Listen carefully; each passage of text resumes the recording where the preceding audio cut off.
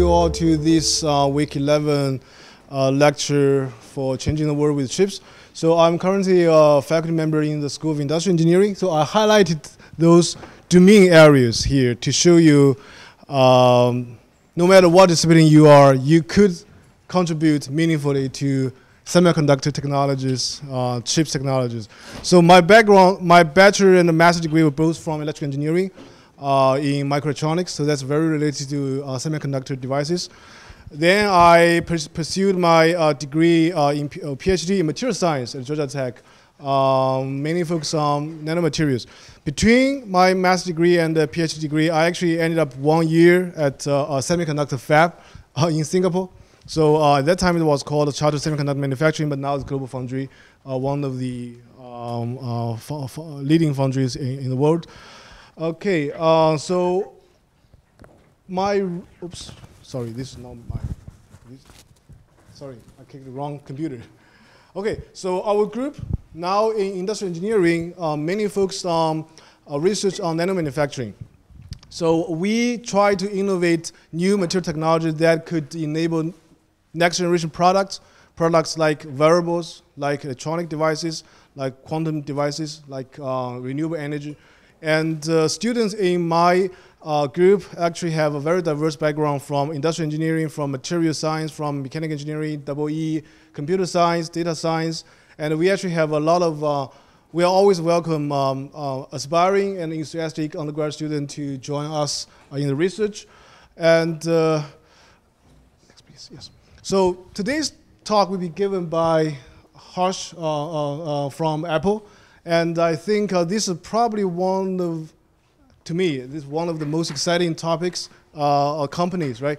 So I think compared to many other semiconductor companies, which makes chips or memories, which you don't usually see or interface or interact with on a database, because many of them are embedded in the system.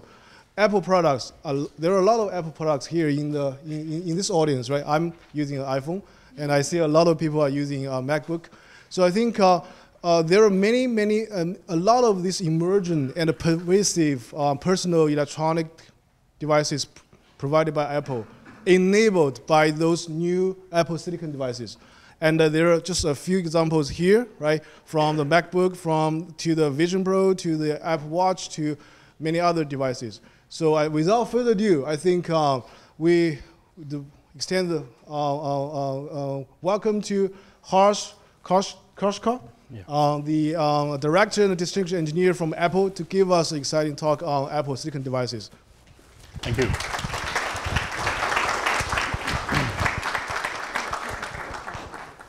Sure. Can everybody hear me at the back? It's good. Thank you for the warm welcome, and I'm really proud to be here. I'm a Purdue alum myself, and it's coming up to about 25 years since I graduated with a master's degree over here.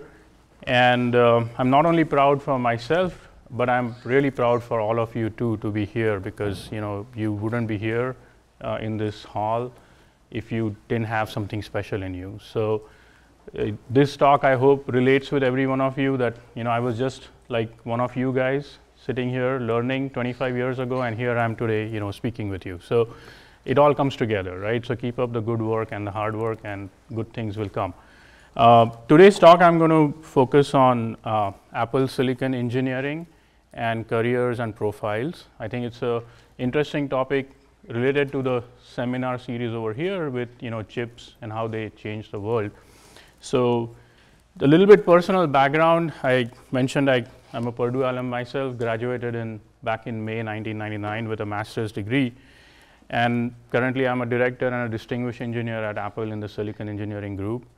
And I lead the architecture and execution of high performance memory subsystems. These are things that go in our SoCs, right? The system on chips that we use to build our phones and pads and Macs, all kinds of devices. And I have about 25 plus innovations and patents that I've acquired over time in the field of high performance computing, caching, interprocessor coherence, things like that. These are all topics that, as you proceed through your education over here, you will learn and spend a lot of time thinking about. And I have been a pioneering engineer on many of the Apple products. I was one of the engineers that worked on the first iPad. The designs that I put together are used on the Apple Silicon going into the Macs.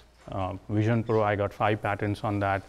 So I have seen a lot of things in this industry and how things come together in terms of careers, paths, what kind of work we do, and why we do that, right? So that's a little bit of my background. And Apple as a company, as you probably all have seen, we are not into selling semiconductor chips to other companies, right? That's not what we do. We sell products, we create things. And all the silicon that we design and build, put together, amounts to about 75% of the silicon that the industry produces. And all of that goes into only Apple products, right? And if you think about it, the silicon industry, the industry that makes chips has been around since the 1960s. So it's about 85 years almost. And Apple Silicon has been around for about 15 years, right? And in that time frame, we've taken over about 75% of all silicon manufacturing in the world. So that should tell you something about the volume and the impact that these chips have had on the world, right? And the company has various functional divisions: software, services, hardware engineering, and hardware technologies, right? And hardware engineering is interesting, and hardware technologies is interesting in this context. These are the two organizations in Apple that work on, the chips, the SoCs, the boards, the control processors and things like that, and the actual device, with the display and the switches and the sensors and things like that that go into our products. And the software, the app development, the OS, the services, all of that kind of goes on top of that. But everything kind of works together. And the interesting thing is that everything works together in a seamless way across all of our products, right? And that doesn't happen by accident. There's a lot of engineering that goes into that. There's a lot of thought that goes behind how that can actually come together. Now, to give a little bit perspective, Apple designed application processors. We started really small and not really very long ago. This was about 2008, 2009 timeframe. And we had about 100 VLSI engineers that came together and said, hey, we have a charter. The aim is to provide custom chips for our iPod, iPhone, and iPad platforms. And at that time, we were mostly using IP from third parties, and IP means intellectual property. This is like a design, let's say a CPU core or a GPU core, right? We would get them from different companies, and we would integrate all of that into a SoC or a system on a chip that would be specifically designed for a particular product. But as we were doing that, we quickly learned that it's very challenging working with a plethora of different engineering companies that are not controlled by Apple to actually build products, build cores, build IP that has the same sort of quality and the same singular vision that would make an Apple product a great product, right? So it's hard to work with different companies with different schedules, time frames, and goals to kind of bring it all together, right? And that's one of the reasons why that was the genesis that we said, hey, you know what, like we need to have control over the entire system, the entire SoC. And that's what led to our organization basically saying, hey, the CPUs, the GPUs, the memory controllers, the interconnects, whatever, So everything that we do should be Apple designed. And just to give a perspective, from that point in 2009, where we had about 3 or 4 chips that we were building, to 2023 or 2024, just look at the explosion of the various SoCs that our engineering organization can deliver. And if you look at the left side of this slide, you will see products that are all the way from AirPods to big machines and everything in between, right? Your watch, the iPhone, the various types of iPhones, the various types of iPads, HomePods, all these devices, Apple TV, everything is powered by Apple Silicon.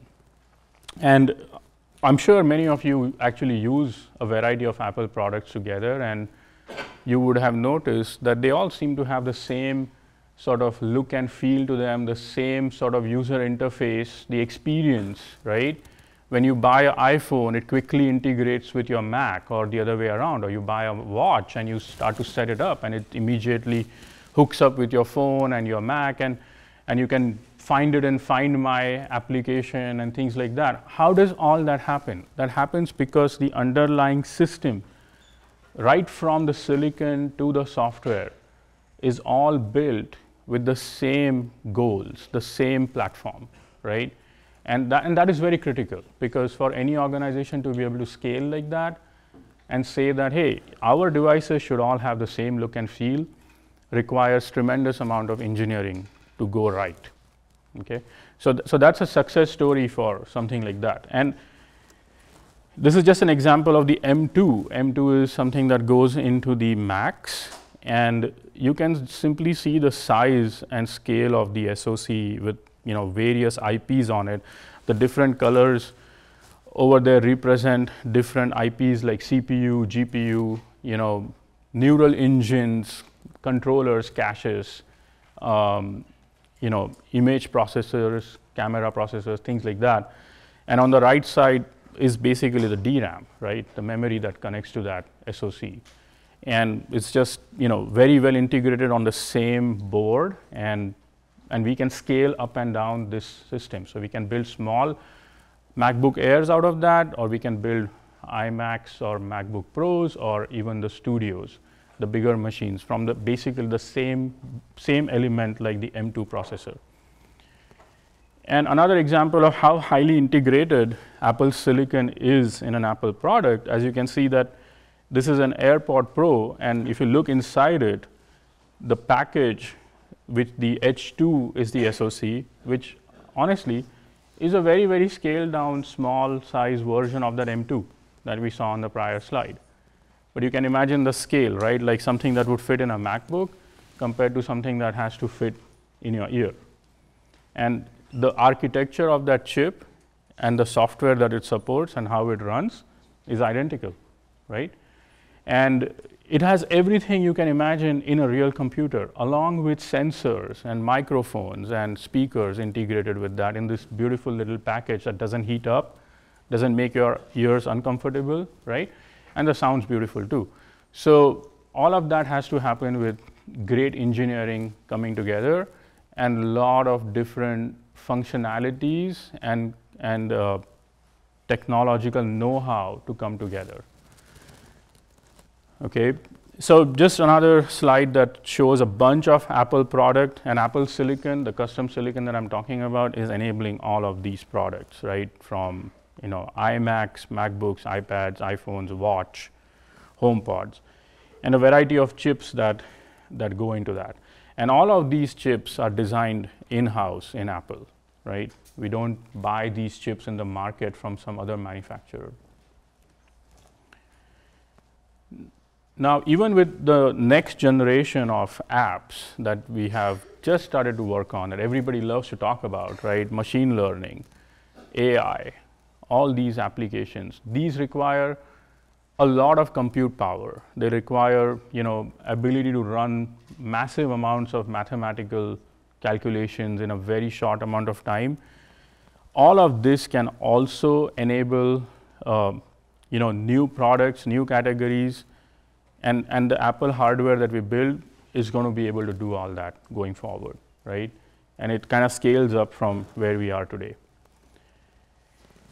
I just wanted to kind of give a little bit of an insight into what a particular SoC or a system on a chip looks like, and what is it made out of, right? Why is it so complex? What's so special about it? So take an example of M2. So M2 is a processor that we put in our MacBooks, and it has about 20 billion transistors, which is crazy, right?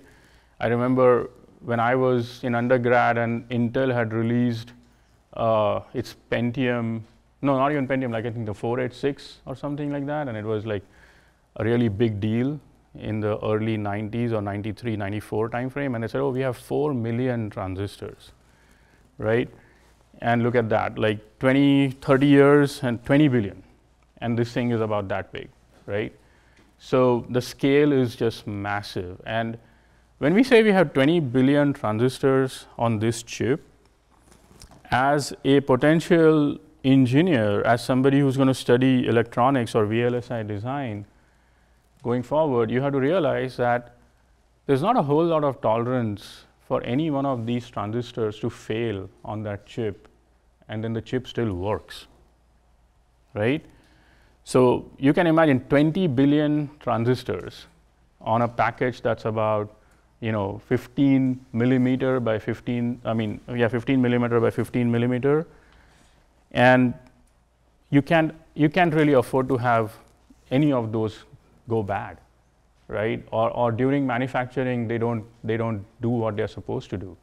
So there's a lot of infrastructure that is required to build something like this, to make sure that not only is the design correct and it does something useful, but it's actually manufactured correctly, and when the silicon comes back from the factory, you can test that each of these devices are actually working correctly before you can ship that to the customer, right?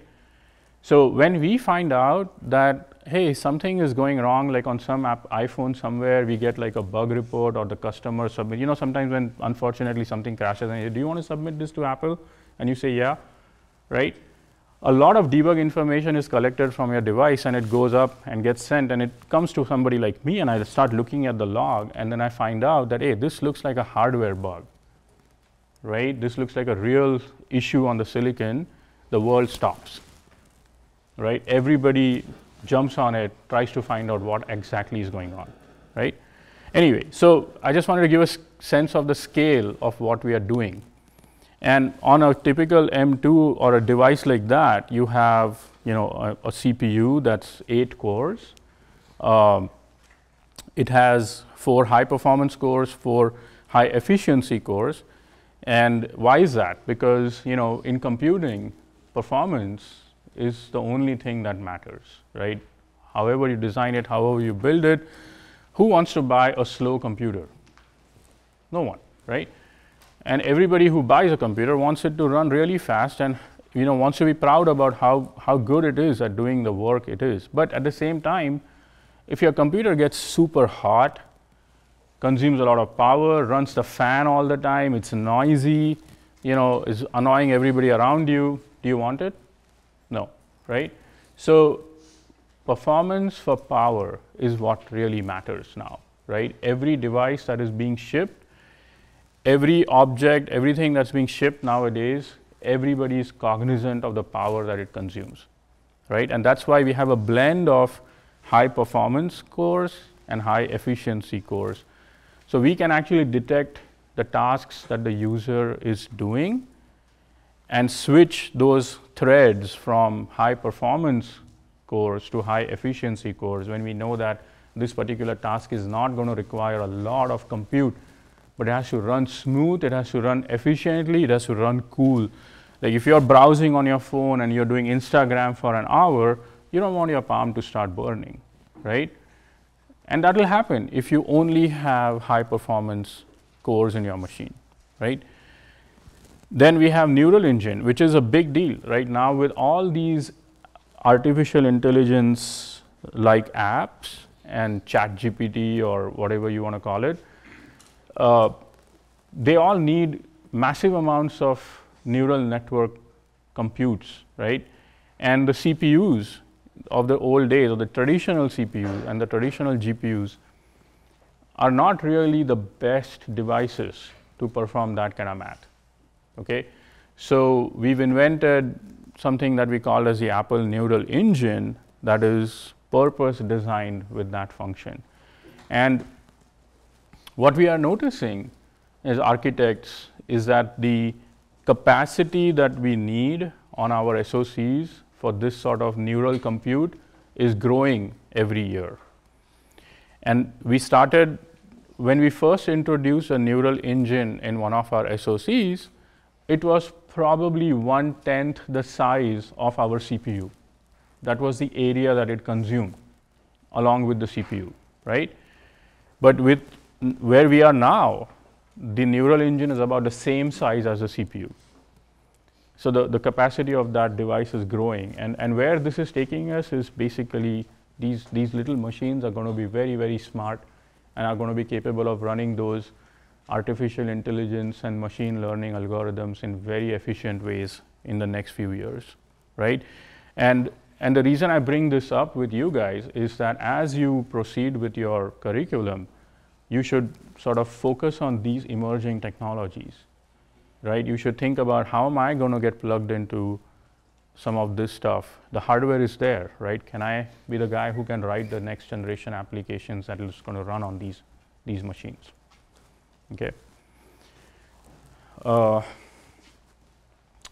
I mean, just to kind of give perspective on how much performance per power or performance versus power we are talking about, this is just comparing a typical M1 Ultra, which is a chip that we put in our Mac Studio, the bigger machine, compared to a 16-core PC-style desktop machine, right, that somebody like Intel or AMD would ship, right?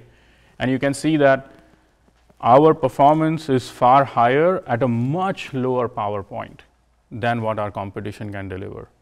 And this is because of the fact that this architecture that we do, the way we design our chips, we take into account performance and power together right from the beginning, right? And we have scaled up our designs from the phone platform to the iPad to the Macs, you know, and we kind of go up in that direction, and we are also able to take it down to the watch and the AirPods.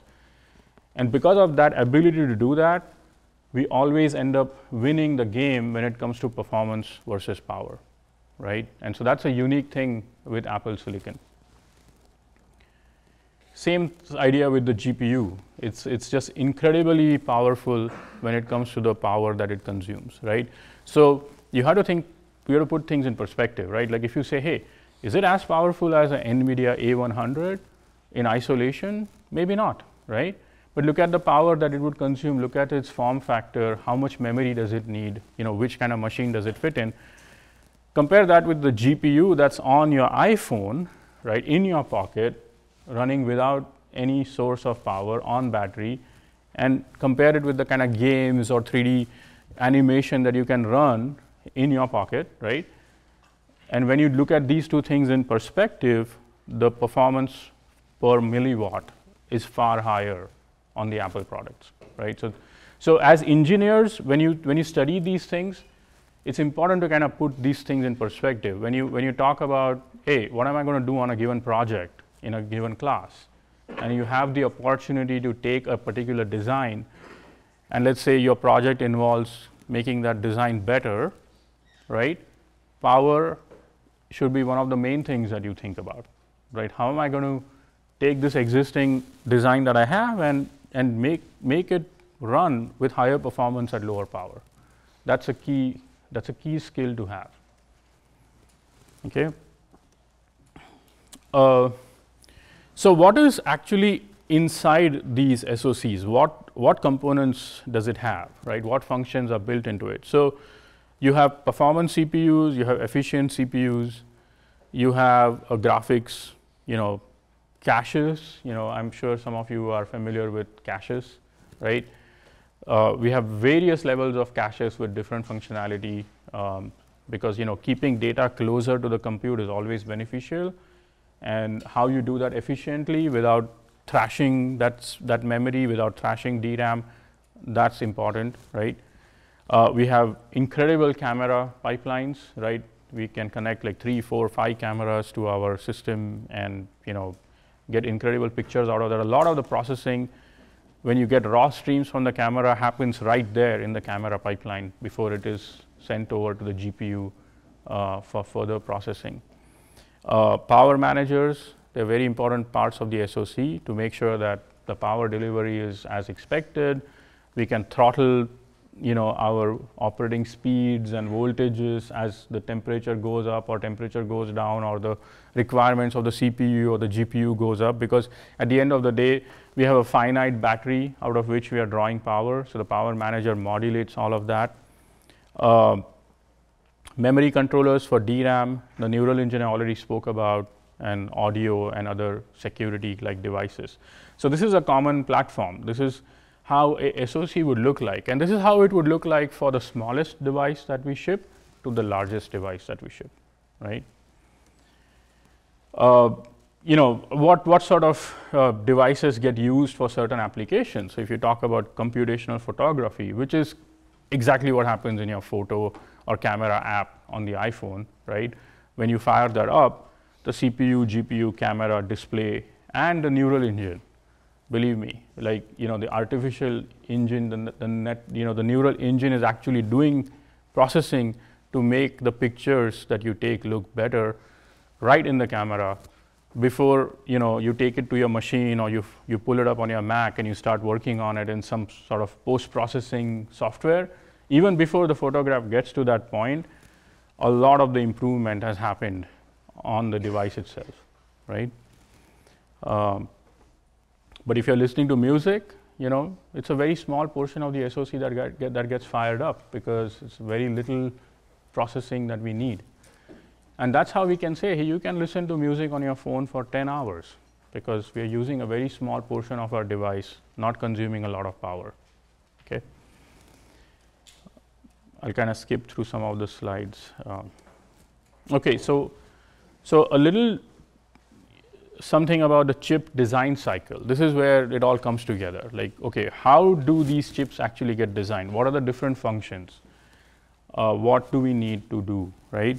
So there are aspects of chip design that are called pre-silicon.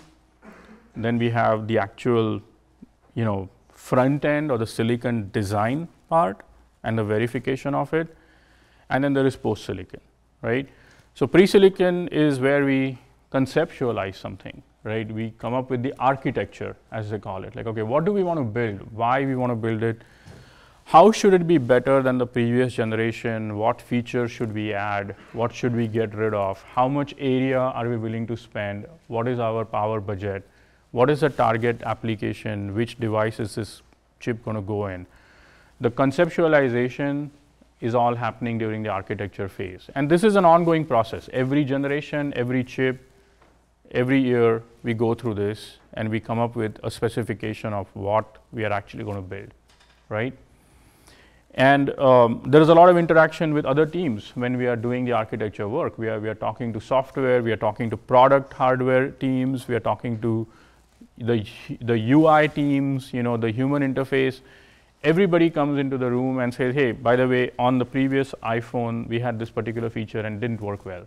We were not happy with it. We want you guys to come up with a solution that's better, right? So we'll take that, sit down, figure out what went wrong, how can we improve it? Or they might come and say that, hey, on the next one, we want this particular feature that will reduce the power that is consumed by the phone when it's lying in your pocket doing nothing. And we want the power consumption in that idle state to go from what it is today to half of what it can be, right? And so we get crazy requirements every year, every time. And the architecture team has to kind of funnel that, talk about it, work with the design teams and come up with a plan. Then we move into the functional design, which is where you actually start putting the logic together. And you may have heard of writing code in RTL, as it's called in the silicon parlance, right? RTL is register transfer logic, which is almost like writing C code, but with a different sort of approach to it. You're actually describing logic, right? And you're actually describing what it should do as a machine, right? And as you're writing RTL, you are also functionally verifying it, right? So you have to write code that actually tests the logic that you're writing in RTL. And a lot of that has to happen in parallel. So as a design engineer gets the spec from the RTL from the architecture team, the same spec is read by verification folks. right? And they will come up with test plans, and they will come up with methods to actually, break that logic that you are designing, and coming up with ways of finding bugs in that logic. And all of that happens in parallel, right? And at the same time, there are teams that are looking at technology and circuits and memory processes, and how are we going to build this, whether it's going to be 3 nanometer or whether it's going to be 2 nanometer, or whether it's FinFET transistors or something else, right? And all of that is happening in parallel all the time. These groups are working with the industry partners that are the manufacturing companies, and providing inputs to the design teams about what they should expect from the technology, right? Then we have physical design and analysis. So physical design is basically taking the design, that's the C code that I talked about, the Verilog or the RTL, and converting that into an actual layout. And then the layout is what is sent to the factory for fabrication, right? And that process is not just taking that description that is in a high-level language and converting into a bunch of lines that the photolithography tools can understand and build transistors out of, but it's like 30% of the job is converting into layout, 70% of the job is ensuring that that layout is electrically solid and not broken, right? You don't have shorts in the wires. You don't have transistors that actually don't perform the way they're supposed to. They are not faster or slower than what were specified. All of that stuff has to happen in the physical design. So it's an incredibly challenging field, because you can write a design in RTL all weekend long and come up with a great CPU, right? But if you can't build it, or if you build it and it comes back and you power it on and doesn't start, it's useless, right? So it is incredibly important to pay attention to all of these aspects of chip design, because all of it has to come together perfectly for a working piece of silicon. Further, after that, you have package and I/O, which is basically putting together the chip in a package that can be soldered onto a board, connected to DRAM, connected to power supply, things like that. And then another very important aspect, of obviously the fabrication, sending it to the factory and getting the chips back, tape out and get the chips back. But post-silicon verification, right? This is extremely important too. So when you get the chip back, you have to have infrastructure in your labs to actually boot the chip, right? Start it up. Like when you put it on a rack or a controller that is specifically designed to start that chip, and run software on it, right? And it does happen now after so many years and so many billions of chips that we have shipped, that when we get silicon back from the factory, we can boot iOS on it on the first day. And honestly, like if that doesn't happen, like somebody will lose his job, right? But before that even happens, we actually run the lowest level software that you can run, literally loading instructions from memory. How many of you have tried to program with Unix, like raw programming in Unix, right? Some of you, right? That's great, right? So imagine doing that on a fresh piece of silicon. You're literally like loading, you're allocating memory in a C program, you're loading stuff, you're trying to type hello world or something on the display. And we do that even today, right? Even now, after all this innovation and all this technology, the most basic piece of software has to be able to run on the silicon that comes out of the lab, right, in the lab. So we have ability to do that. So that's test, bring up, validation, and productization. So productization is when we actually start running iOS full-blown or macOS full-blown with all the applications, Safari, photos, games. Everything is done in like, in various different environments to really stress the system and make sure that it's performing at its best potential. So I kind of went over all this. So various roles that I talked about require functional skills, right? So architecture, you need domain specific knowledge. You need to understand computer architecture. You need to understand how to build high performance machines, how to what makes great interconnects. How do you build a neural engine, for example, you need to have domain-specific knowledge. So as you look at your coursework, you should think about, hey, do I want to be an architect? Do I want to be a physical designer? Do I want to be a test engineer? You know, all these fields are exciting and they're very challenging. And every one of them is going to need the fundamental understanding of computer architecture, logic design, VLSI, you know, writing code, things like that. But each one of them requires domain-specific expertise, right? And so as you go through your coursework, you have to think about what domain-specific expertise am I going to gain in my undergraduate program or my graduate program, right? So that's architecture. Functional design, you need architecture knowledge, logic design, you know, understanding fundamentals of, you know, high-performance computing, data structures, and obviously skills to write Verilog or C code to generate the logic, right? Then you have physical design. I kind of talked about this earlier too, that this job is one of the most critical aspects of any chip design, right? As I said, I mean, you can imagine this yourself, right? Like you could be writing tons and tons of C code on your computer and coming up with incredible things that that code can do. And it all simulates on your computer. You have a simulator, or you have some sort of environment, integrated development environment or something on your computer that can take your code, compile it, run it, and you can see its results on the screen. You can do that all weekend long. Perfect. Life is great, right? Imagine taking that and building something real out of that that has to connect to electrical power and it has to fire up and actually do something useful, right? And there is a lot of engineering aspects that have to go right for that to happen. And there are millions and millions of things that could go wrong for that not to happen, right?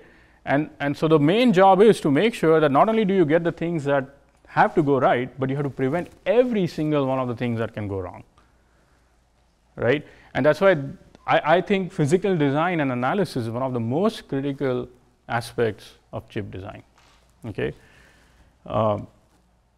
technology and circuits, you know, we need people who understand device physics. We need people who can design the most, you know, high performance, low power transistor that we can use, you know, design the memories at very high capacity, very high performance, and be able to deliver that at scales and volumes for big chips and small chips at the same time, right? So technologists and circuit designers need to have domain-specific knowledge that includes understanding of device physics and semiconductor fabrication. Okay. CAD, I think, is a very sort of, you know, unsung hero of the whole chip design cycle, because nothing is possible unless and until we have tools that we can use to put all the great ideas together, right? The very fact that we can actually take a hardware descriptor language, you know, a piece of logic that is written in a C-like code and actually simulate it, right? And see whether or not it can do the intended function, you know, provide it some sort of a input as a test vector and look at the output and confirm whether or not the logic is actually doing what the designer intended. All of that is made possible by CAD tools. Further, taking the design, putting it into a netlist. Netlist is a description of the same design using logic gates, right? And then connecting it up with memory and connecting it with SRAMs and power delivery and all of that. Everything happens in tools that are specifically designed for that function. Without those tools, without those CAD tools, you can't really take your design and actually make it something that a physical designer can then take and make a layout out of that, right? And then the layout itself, generating the layout from that description is also something that is achieved by a CAD tool, right? So CAD is sort of the box that binds everything together. And there is incredible amounts of innovation and technology that goes into building high performance CAD tools. So understanding those techniques, understanding those metrics is important in any organization that's going to do silicon design. Package and I/O, again, you need to understand how to fabricate things, how to understand device physics, power, signal integrity. All of these things are required domain expertise for somebody who's going to work as a technologist or a packaging engineer. Validation. So again, you need to understand computer architecture really, really well. You need to understand how a computer works at its most basic level, right? If I were to ask an engineer who claims to be a computer engineer, can you explain to me how a computer boots? I bet you, maybe only 2 out of 10 people can answer the question. And we do this all the time, right? We turn our CPU on, we open the lid, we pull our phone out, we swipe it, it's booting, it's doing something every single time we do that. Not a lot of people actually understand what actually happens during the boot process, right? And not only that, imagine what would happen if you try to boot your iPhone or take it out of your pocket and just fire it up and it takes 5 minutes, right? You throw it away, right? So the boot has to happen in incredibly small amounts of time, and the expectation now from the user is, hey, I looked at it and it's on. Not just that, I looked at it and I have Facebook, right? That's what it has to do. This doesn't happen without incredible amounts of engineering underneath, right? And the silicon is part of it. The bring up, the validation, all of that is part of it. We test that, we try it, we make it better every single time, right? So I think, in terms of tying it all together, right, what are we looking at for our future engineers? What are the domains? What are the areas where somebody could find a career, right, and work on that? So we have general purpose CPUs, right, which is the most basic form of computing, all the ALUs, all the multipliers, all the math functions, things like that. And do it in a high performant way with low power. We have the ability to push the performance every generation, things like that. Then all of these IPs, all of these designs on the chip, on the SoC need to have a way to communicate with each other, need to have a way to communicate with memory.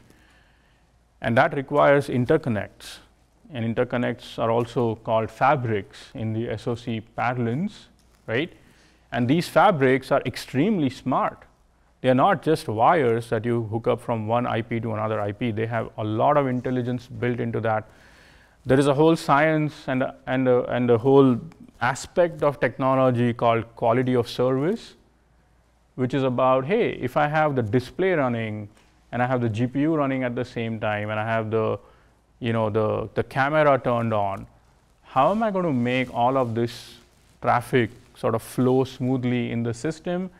How am I going to balance the memory requirements and the bandwidth and the latencies and things like that, so that the end result of what the user sees is an extremely well integrated, great experience, right?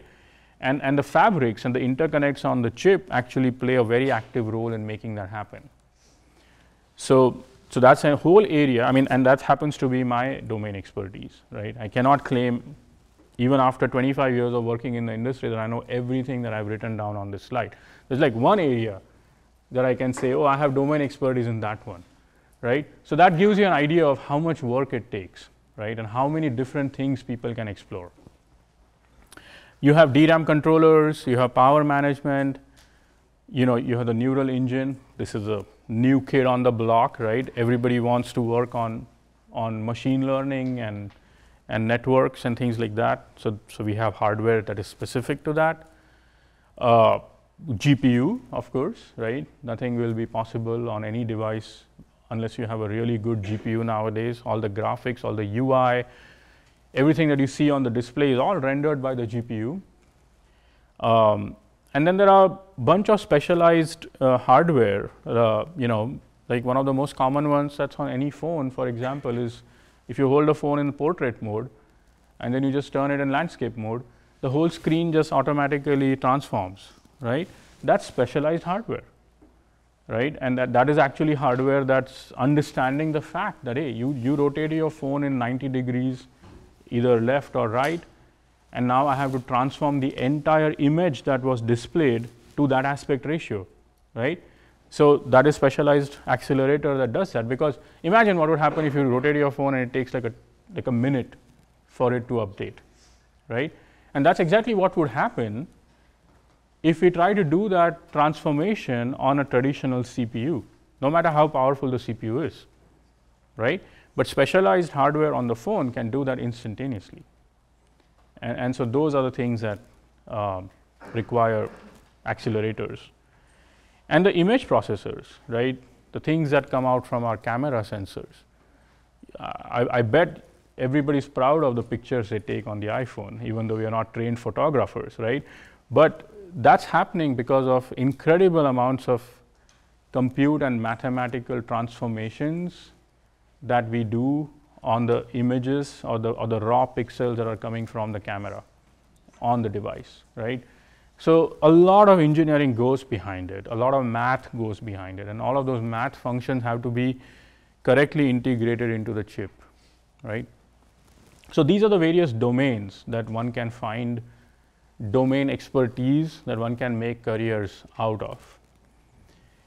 And I wanted to throw some thoughts on innovation in all of this, right? It's great to have domain expertise. It's great to say that, hey, I'm an electrical or a computer engineer, I understand this stuff, right? But that's not going to make you a great engineer. What makes you a great engineer at the end of the day is if you can actually innovate, if you can come up with solutions to problems that other people haven't solved, and those solutions are great, right? Crappy solutions are not going to take you too far, right? So you have to have innovation be the cornerstone of your life's work. This is really important. It doesn't matter whether you work for Apple or you work for any company, whatever you do. As an engineer, innovation has to be the cornerstone of your life's work. That's how it is, right? If you are an innovator, you can think out of the box, you can solve problems, and your solutions are good, you're going to do really, really well in your life, right? Everything that we do at Apple starts with an innovative idea. We don't take cliched ideas and take them forward, right? We put a lot of thought behind what we want to do. We challenge our colleagues, we challenge each other in respectful ways, right? And we start with an innovative idea that we all believe in, and then we take that forward. And you can innovate at every level and any task. And everything that I showed you in the previous slides, all those domains, all those areas, functional expertise, every single one of those areas requires innovation. Take a very simple example. I talked about the CAD tools, right?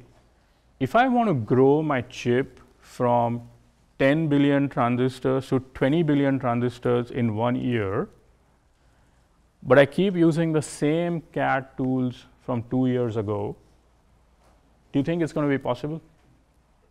It's not, because it's just going to fail. It's going to croak. It's not going to have the ability to do that. And so even though the engineers, the designers, the verification, the architects, the physical designers, everybody has great ideas, but if the CAD engineers don't innovate and push the limits on their tools, none of those ideas will become reality ever. So every aspect of what you do, you can innovate, okay? And innovators are people who never wait for somebody else to tell them to innovate, right? And this applies to every one of us, right?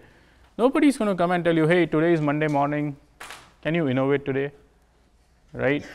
It's not going to happen, right? You have to be thinking about that all the time, right? You have to be looking at problems, you have to relate with them, you have to make those problems your own problems so that you actually work on those solutions and you focus on them and you innovate, right? And that's what it means. Like, never cease to think about what problem you're going to solve next, right? This applies to everything you do. And Apple as a company really values innovators and always seeking innovative thinkers, right? So when we look at students, when we look at candidates who come for interviews, we look for that, right? We are going to look to see, hey, has this guy or girl just gone through the motions of going through college and come back with a degree? Or has that person actually spent the time and effort to come up with something creative, right? And what have they done? How have they demonstrated that creativity and that innovative attitude? Because that's what we are going to value when they join our team. So recapping everything, many exciting roles. For example, at Apple Silicon Engineering, you can see, I don't have to read through all of them, but there are architects, technologists, software engineers, verification, logic designers, physical design. And as you go through your curriculum during your undergraduate years in the semiconductor field, you will be able to sort of relate to any of these fields. And every single one of them has exciting career prospects, right? And in order for you to unlock the potential, in order for you to be able to have access to those opportunities, you have to be really good at the fundamentals of silicon engineering or semiconductor engineering for all of these fields. But you also have to gain domain-specific expertise in at least one or two of these fields. So that when you go up and say, here's my resume, I'm a worthy candidate for a position in your company, you can actually describe which out of these fields you are an expert at, right? And if you're interested, as you go forward, or if there are students, who are graduating or coming close to graduation, I'm going to have you, submit your resumes to these links, and also, through your professors and other support people, they can also get them to us. So I just wanted to kind of flash that out. And that's it. I hope that was useful. Thank you.